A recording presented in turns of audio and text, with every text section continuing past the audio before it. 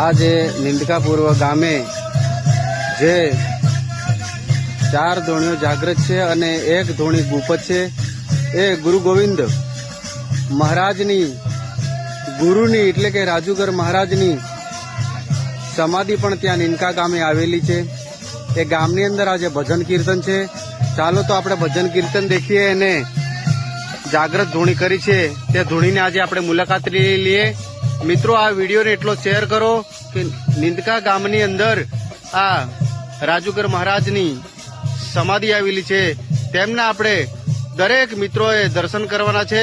જય જોહાર, જય આદિવાસી, જય ભીલવંશ।